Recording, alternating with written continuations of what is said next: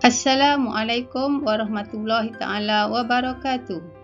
Bertemu kembali dalam siri ke-7 Skor A+ Pendidikan Islam Kertas 1. Pada hari ini Ustazah akan membincangkan mengenai tajuk Hadanah.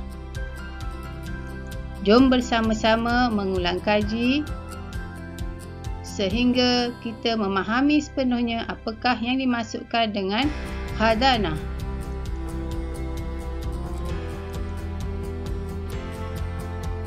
Objektif pembelajaran adalah yang pertama, menerangkan pengertian hadanah. Yang kedua, menyenaraikan hak hadanah. Yang ketiga, menyenaraikan syarat orang yang mendapat hak hadanah. Yang keempat, menganalisis sebab-sebab gugur hak hadanah. Dan yang kelima, menjelaskan tempoh hadanah. Okey, kita lihat dulu pengertian hadanah. Apakah yang dimaksudkan dengan hadanah? Hadanah adalah hak penjagaan anak yang masih kecil, yang belum memayyiz dan tidak mampu menguruskan diri sendiri. Seperti gambar yang kita lihat, adalah gambar kanak-kanak yang masih memerlukan penjagaan ibu dan bapa mereka. Apakah hukum hadanah? Hukum hadanah adalah wajib. Apakah aspek penjagaan dalam bab hadanah? Okey, aspek penjagaan yang perlu dititik beratkan adalah dari segi jasmani, iaitu fizikal, rohani, jiwa dan juga akal fikiran. Hukum pengabaian terhadap hadanah adalah berdosa. Seterusnya kita lihat siapakah yang paling berhak untuk mendapat hak hadanah. Okey, orang yang paling berhak untuk mendapat hak hadanah adalah ibu kepada kanak-kanak tersebut. Seterusnya, soalan yang biasa diutarakan di kertas peperiksaan, nyatakan syarat orang yang mendapat hak hadanah. Okay, syarat yang pertama adalah Islam, tidak sah jika orang itu kafir. Yang kedua, sempurna akal, tidak sah jika orang itu adalah gila. Yang ketiga, dewasa iaitu matang. Dan yang keempat, berakhlak mulia. Okay, jadi ada 4 syarat: Islam, sempurna akal, dewasa dan juga berakhlak mulia.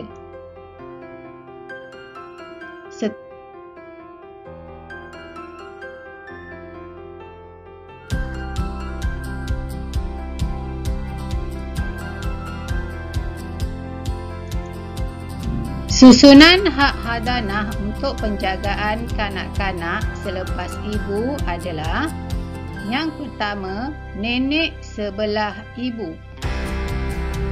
Yang kedua, bapa.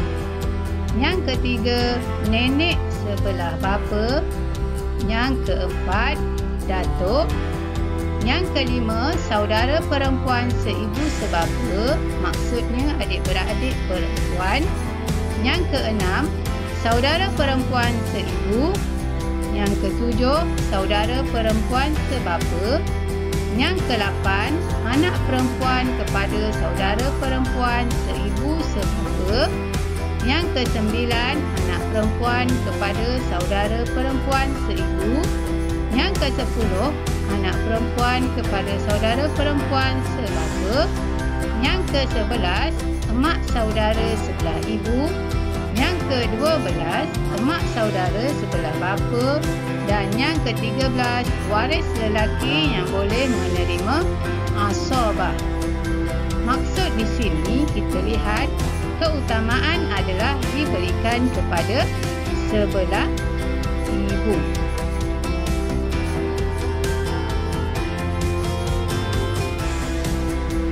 Apakah yang dikatakan asobah? Asobah iaitu pewaris yang berhak mendapat harta pusaka tetapi tidak ditetapkan nisbah tertentu. Ya. Asobah ini adalah terdiri daripada anak lelaki ataupun cucu lelaki. Okay, faham ya anak-anak? Pewaris yang berhak mendapat harta pusaka anak lelaki ataupun cucu lelaki.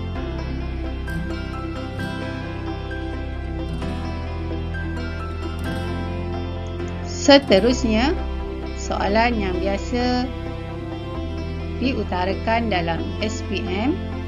Jelaskan sebab gugur hak hadanah. Jelaskan sebab gugur hak hadanah. Hak hadanah ini akan gugur daripada seseorang yang layak untuk mendapat hadanah apabila berlaku situasi berikut. Yang pertama, berkahwin dengan lelaki yang tiada ikatan nasab dengan kanak-kanak tersebut. Yang kedua, berkelakuan buruk yang keterlaluan dan secara terang-terangan. Yang ketiga, hak juga akan gugur apabila seseorang itu cuai atau menganiaya kanak-kanak tersebut. Contohnya melakukan penderaan fizikal ataupun emosi. Yang keempat, seseorang itu akan gugur juga hak hadanah apabila murtad. Ini adalah untuk menjaga akidah kanak-kanak tersebut. Yang kelima, berpindah tempat kediaman untuk menghalang bapa kanak-kanak tersebut daripada menziarahinya. Ini adalah antara sebab gugur hak hadanah daripada seseorang yang telah layak mendapat hak tersebut. Soalan seterusnya, jelaskan sebab tempoh hadanah berakhir. Soalan ini menghendaki jawapan yang tepat. Bilakah penjagaan hadanah itu akan berakhir? Penjagaan akan berakhir apabila kanak-kanak itu telah mencapai usia dewasa dan juga mampu berdikari, seperti mampu menguruskan keperluan asas seperti makanan, pakaian dan sebagainya.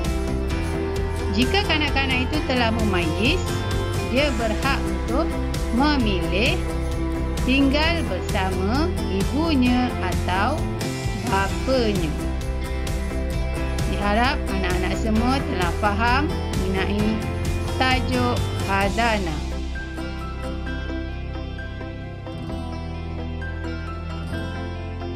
Kita harap semua kanak-kanak mendapat hak penjagaan yang betul dan mereka dapat hidup gembira untuk meneruskan perjalanan hidup yang masih panjang.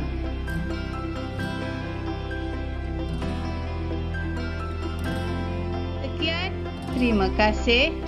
Moga ulang kaji ini bermanfaat untuk anak-anak didik yang bakal mengambil SPM pada tahun 2021, tetapi anda semua adalah calon SPM 2020. Jumpa lagi di siri yang akan datang. Everything changes.